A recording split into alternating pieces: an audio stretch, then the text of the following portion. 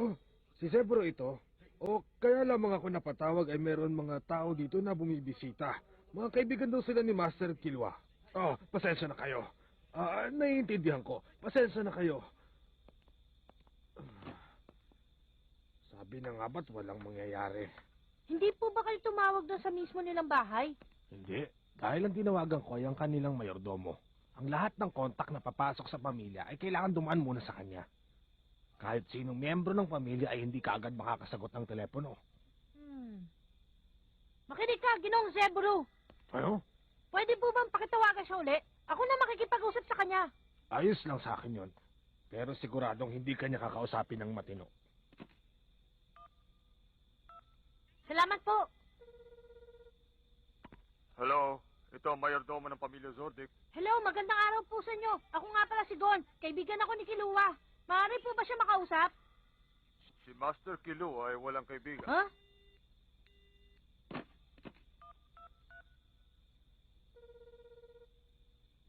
Hello, ito ang mayordomo ng pamilya Zordik. Hindi kita maintindihan. Anong ibig mo sabihin? Gusto ko makausap. Si Master Kilu ay walang kaibigan. Ah,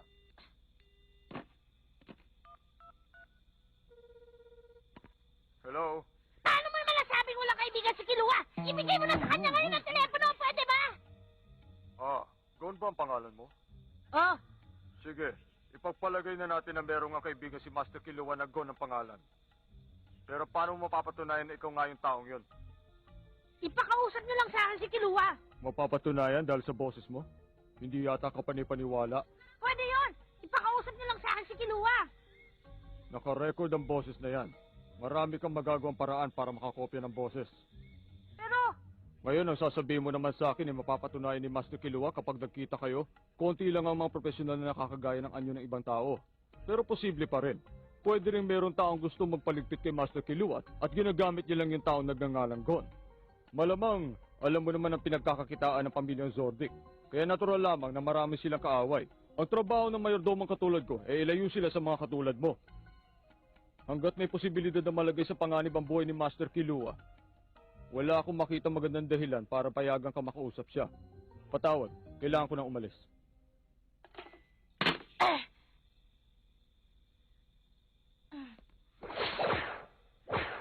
Sandali lang. Ano ba yung ginagawa mo? ano sinabi niya sa'yo, Gon? Ang sabi niya sa akin, wala raw kaibigan si Kilua. At hindi niya raw ako papapasukin dahil baka ako pa ang tumapos kay Kilua. Kung talagang hindi nila ako papapasukin, gagawa ko ng paraan.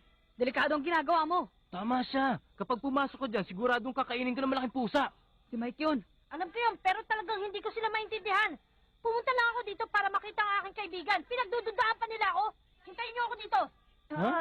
Papasok ako nag-iisa. Hindi ako papayag. Napakalaki ng hype sa loob na harapin mo. Sigurado mapapahama ka. Kayang-kaya ko yun. Ano? Huwag ka mag-alala, meron pa kayo. Anong paraan? Kakainin ka nun. Hindi ako Mapapahama makatiis. ka lang kaya huwag ka na makulit. Ginonggon, gamitin mo na ang susing ito. Ha? Yan yung susi doon sa pintuan? Oo, hindi mo na kailangan pang magpakahirap na umakyat sa pader. Maaari ka pumasok gamit ang susing ito. Teka muna. Tama ka. Sumasang-ayon ako sa gusto mo, Ginonggon. Sa nilayo-layo ng pinanggalingan ninyo, bakit kailangan pa nilang pagdudahan ang inyong pagkakaibigan? Pero imposible basta ka na lang makapasok dyan.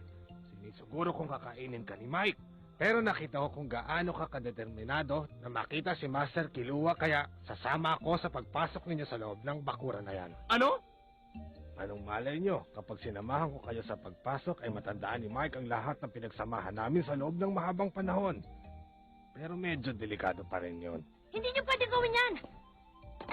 Ayoko malagay sa panganib ang buhay ninyo nang dahil lamang sa akin. Hindi, sasama ako. Ganon din naman kung magpapaiwan ako dito. Ha? Kapag pinabayaan ko mapahamak ang mga kaibigan ni Master Kilua, siguradong wala na akong mukhang maihaharap sa kanya. Kung mapapahama kayo, ako na muna ang mauuna.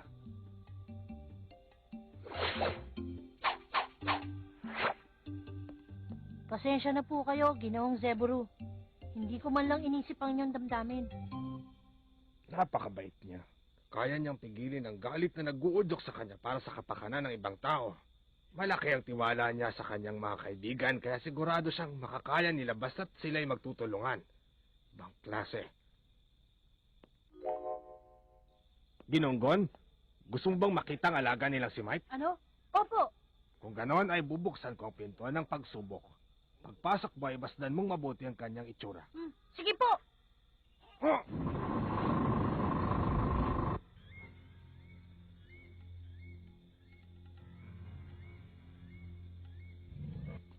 Teka, sigurado ka ba dito, Dan? Oo. Sa pinto ng pagsubok ka pumasok, ibig sabihin ay hindi ka isang dayuhan. Meron pa palapit.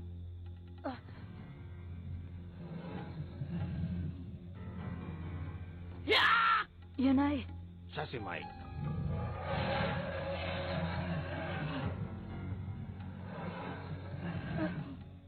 Ano, nakita mo na? Yan si Mike. Siya ang pinakamahusay na tagapagbantay dito sa loob. Palagay ko'y meron kang kakayahan na makipag-usap sa kanya habang kayong dalawa ay nagtititigan. Minememorya na niya ang itsura at amoy ng taong ngayon lamang niya nakita. Wala siyang ibang nararamdaman kahit na anong emosyon. Para siyang isang makina. Eksakto. Kahit na sinong pumasok dito ay aatakihin niya. Basta't hindi dumaan sa pinto ng pagsubok kahit pa ako. Ginunggon, kaya mo bang makipaglaban sa kanya? Hindi ko kaya. Ayoko. Natatakot ako sa itsura niya. Tapat siya sa kanyang sarili. Paano? Lalakad na ba tayo? Ano? Mayroong bahay na malapit dito para sa mga naninilbihan sa pamilya. Mabuti pang doon na lang tayo magkwentuhan. Tayo na!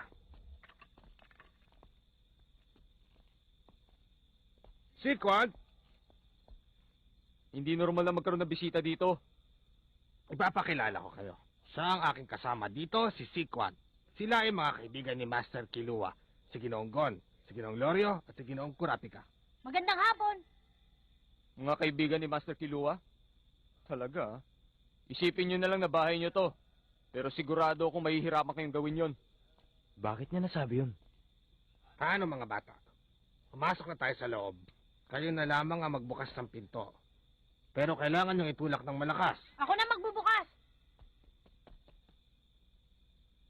Ito ay... hindi ko kaya buksan. Ang bigat ng isang pintuan ay 200 kilo. Ako naman!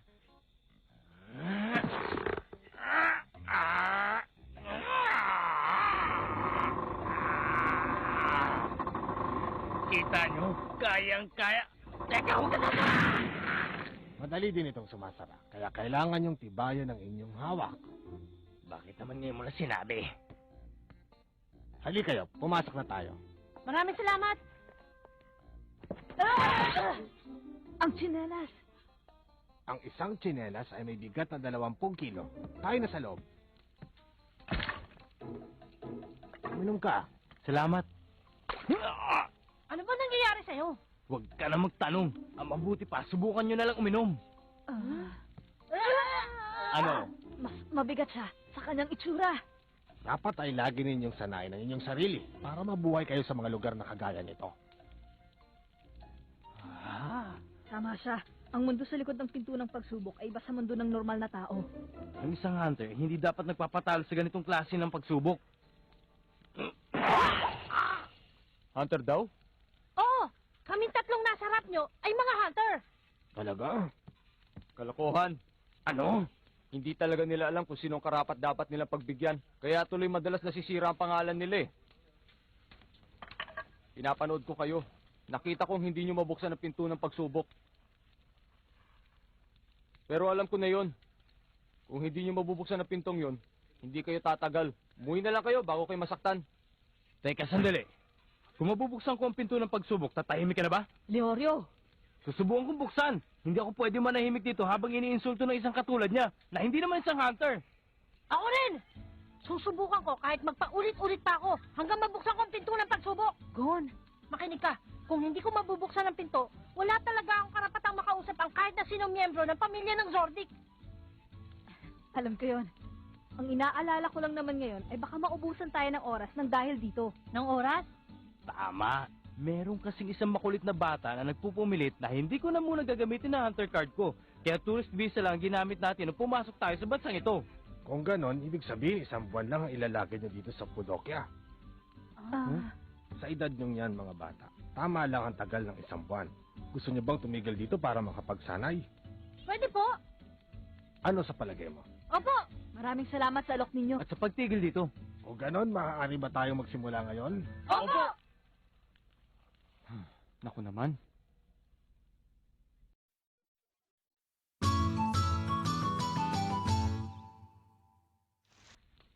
Espesyal na pagsasanay yan? Oo. Linisin niyo muna ang bahay bago kayo matulog. Naku, madali lang yan. Ang walis at lampasa ay may bigat na 25 kilo. Sabi na nga ba? Simulan na natin. Isipin mo na lang na tao ang buhat mo para hindi ka mahirapan. Tama yon. At hindi lang yan. Ang kabuuang bigat ng suot-suot ninyo ay 100 kilo. Tatanggalin niyo lamang ang mga yan sa inyong katawan kung kayo ay matutulog na. Pagbutilin niyo. Simulan na natin. Sige. Ano ba naman yung ginagawa mo? Kapupunas ko lang dyan ah. Kung ganito tayo kabagal magtrabaho, abutin tayo ng umaga. Oh, kamusta? Hindi pa ba kayo natatapos? Kapag malinis na dito, simulan niyo na yung itaas. Pagkatapos naman ay yung pangatlong palapag. Espesyal na pagsasanay, ipwersahan na itong ginagawa niya sa atin eh. Sana hindi muna siya bumalik.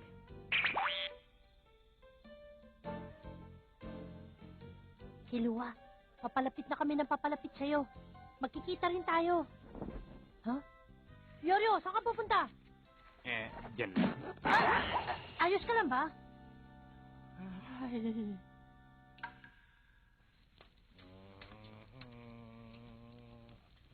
Parang yun lang yata kita narinig na gumaganyan. Talaga? Ba't ka pumayag na manatili sila dito sa looban? Para ba may kakwentuhan ka?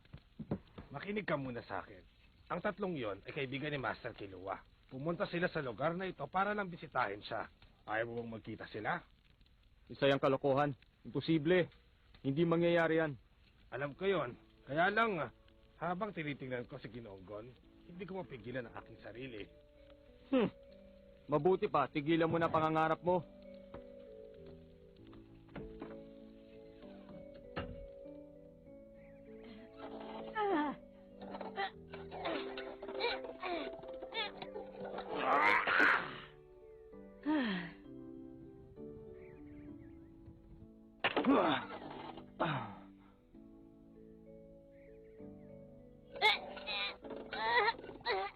Oh? Oh, Salamat. mukha yata masikap ang pagsasanay mo ah. Oh, gusto ko kasi makita si Kilua sa lalo madaling panahon. Ilang taon na rin na nakalipas, isang blacklist hunter ang pumunta dito.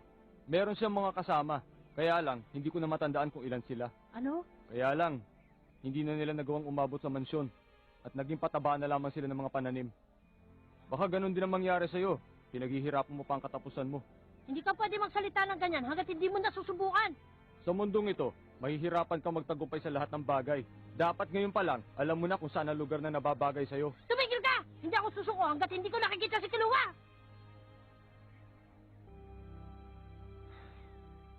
Bahala ka dyan.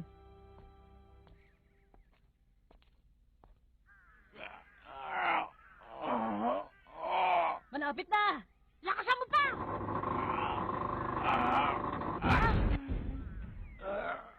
Ayoko na.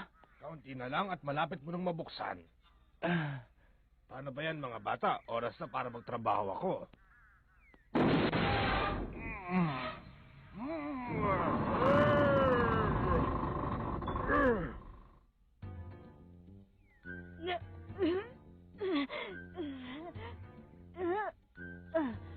Hindi ko kaya. Teka, bakit ba ang hirap buksan ng pintong yan? Isipin niyo kung gaano kalakas ang pamilya ni Kilua. Pero alam nyo, 10 araw na tayo nagsasanay. Ewan ko lang kung lumalakas talaga tayo. Alam ko na. Hmm? Ang isa kayang to, Anong isang yan? susubukan ko lang kung makakaya kong buksan ang pintong ito gamit ang lakas ng aking katawan. Pero kapag diyan ka dumaan, susugurin ka ni Mike! Hindi naman ako papasok pagkabukas ang pinto eh. Ah, ganun ba? Tumabi ka dyan. Ngayon, malalaman natin kung talaga lumakas ako. Gusto ko makita ang resulta ng espesyal na pagsasanay.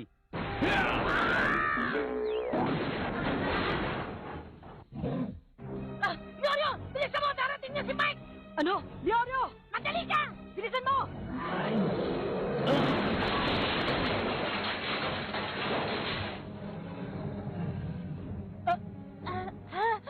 Leorio! Wala siya! Nakaalis siya. Nandun siya sa may puno. Kailangan kong gumawa ng paraan. Siguradong susugurin niya si Leorio. Anong gagawin ko? Anong nangyari? Anong ginawa nyo? Pinausipan. Gon!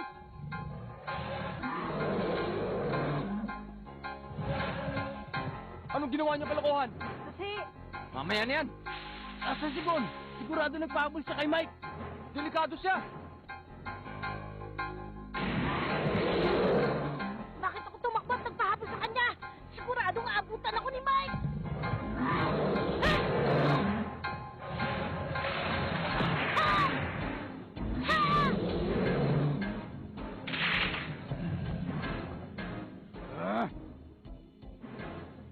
Ano ba ang gagawin ko? Wag, baka tamaan si Gon. Hindi siya makakagalaw. Teka muna! Tumimik kayo! Panoorin nyo to.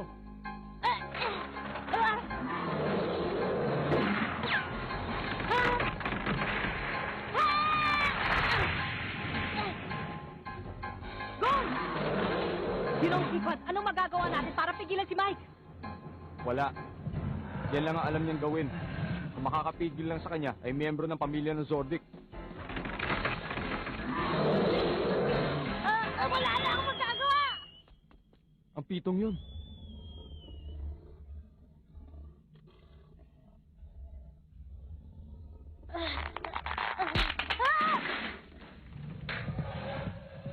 Gon!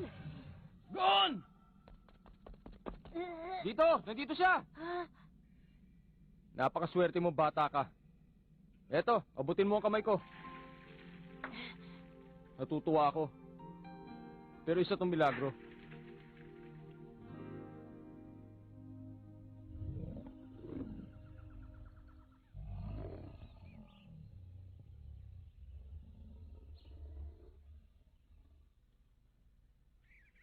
Makinig kayong lahat. Ang nakikita nyo ngayon sa inyong harapan ay ang pintuan ng hardin na pag-aari ng pamilya ng Zordek. Sa oras na pumasok kayo sa loob, siguradong hindi na kayo makakalabas pa. Ang tawag dyan, pinto ng kabilang mundo. Teka muna, Koko-chan. Ano yun? Sino ang mga taong yan? Kaya mo yan! Sige, malapit na, Gon! Magaling! Nagawa ko! Nagtagumpay ka, Gon! Nagawa na nating lahat. Ayos, pinahangan ninyo ako. 20 araw lang tayo nagsanay. Pero mas magaling pa rin sa akin si Leorio. Umabot sa pangalawang pinto ang nabuksan niya. Hindi naman. Pero siguro ngayon mas malakas talaga ako. Koko-chan, akala ko ba... Ang tawag sa kanila ay mga patay na muli nagbalik sa pagkabuhay. Ano ba yan? Ginoong Seburu, Ginoong Sikwan, maraming pong salamat sa inyo. Walang anuman. Alagaan yung sarili ninyo. Opo, Diretsuhin nyo na lang ang daan niyan papunta sa bundok. Sigurado makikita nyo ang kanilang mansyon sa inyong dadaanan. Sige. Siya nga pala, aaminin ko na sa inyong hindi pa ako nakapasok sa mansyon. Patawarin niyo sana ako at wala na akong may tutulong. Malaki na po ang naitulong nyo. sige po, paalam na sa inyo. Sige, sana'y magtagumpay kayo.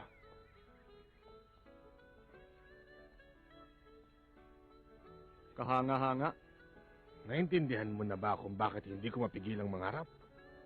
Oo, kaya lang. Siguradong haharapin pa rin nila ang nakakatakot na panaginip. Sapat ang ating armas. Naisagawa naman ng maayos ang lahat. Kaya lang, isang baguhang mayordomo lang ang umubos sa 100 tao sa loob lamang ng 5 minuto. Hindi ko rin akalain na 10 taong gulang pa lamang ang batang babaeng yon. Sa naramdamang takot ang taong iyon ay tumigil sa pagiging hunter at inupahan para maging tagabantay. Oo, patawarin mo ako. Isa akong malaking duwag. Siguro naisip ko kung saan talaga nababagay. Halimaw sila.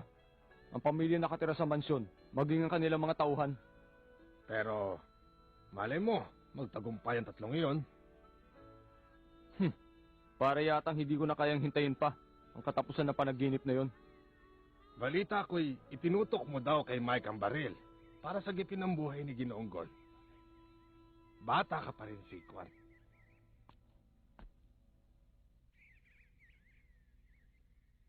Sino ka?